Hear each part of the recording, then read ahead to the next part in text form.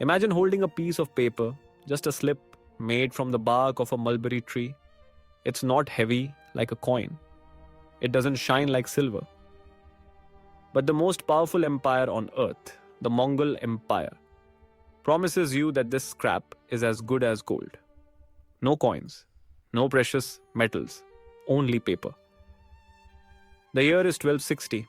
From the frozen grasslands of Mongolia to the bustling markets of Baghdad, this new currency spreads like wildfire.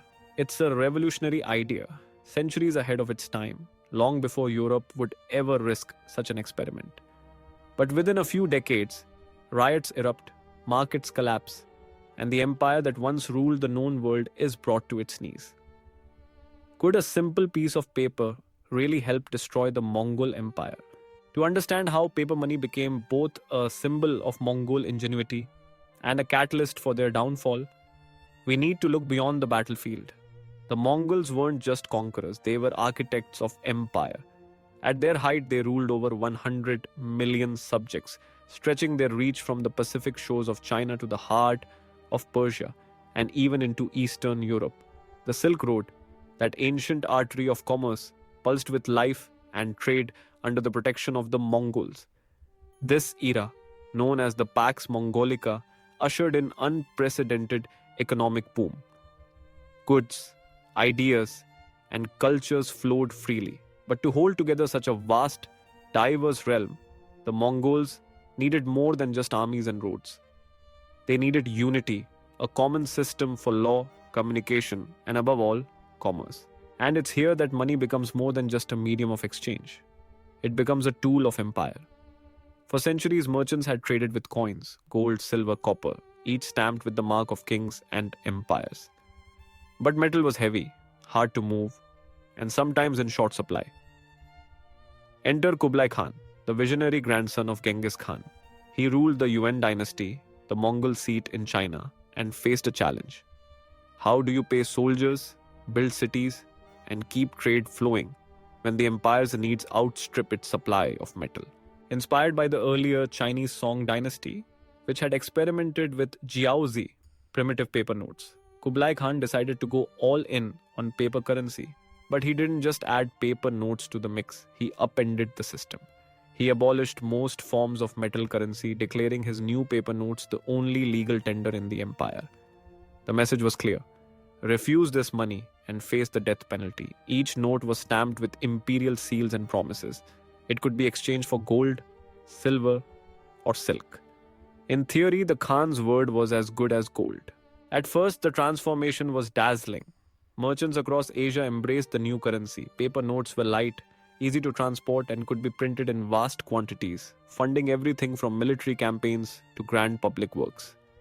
Marco Polo, the famous Venetian traveler, was astonished by what he saw. He wrote, "The great Khan causes the bark of trees, made into something like paper, to pass for money, and nobody dares refuse it, on pain of death."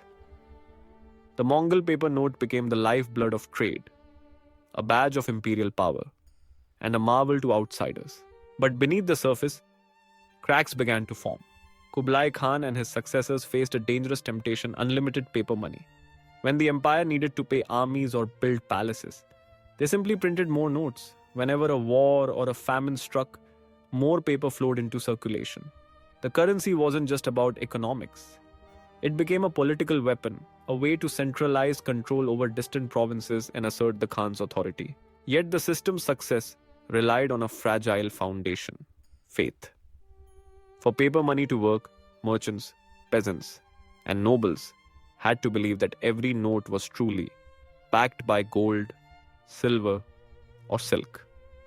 But as the empire printed more and more notes without increasing its reserves, inflation soared. Prices skyrocketed. Merchants, especially foreign traders who had come to rely on the Mongol roads, started demanding payment in hard metal coins again. Many simply refused to trade. Black markets popped up, where silver and gold quietly replaced the official paper. The promise of the Khan's currency seemed to fade overnight. By the 1290s, the situation had reached a breaking point. The once mighty paper note was now almost worthless.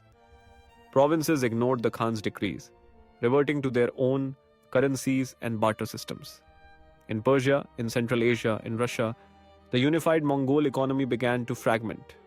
The easy exchange and prosperity of the Pax Mongolica started to unravel. Then came the perfect storm. Military defeats strained the imperial treasury. Natural disasters and famines ravaged the UN heartland. Rebellions erupted, fueled by resentment over heavy taxes, often demanded in worthless paper.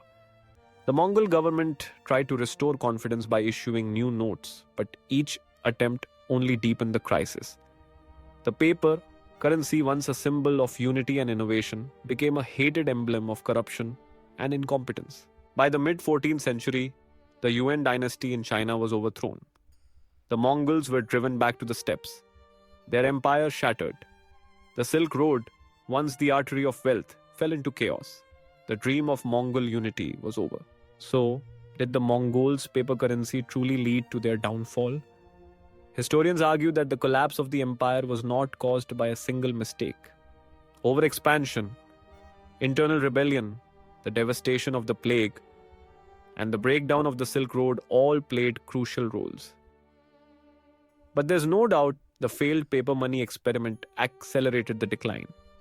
It eroded trust between rulers and subjects, strangling trade at the empire's core. The Khan's currency became a cautionary tale. Money is only as strong as the belief behind it. Today, every dollar, every euro, every rupee in your pocket is just paper, or even just numbers on a screen. The Mongols' mistake reminds us that money isn't about the ink or the metal, it's about trust. And once trust is gone, the empire, no matter how mighty, soon follows.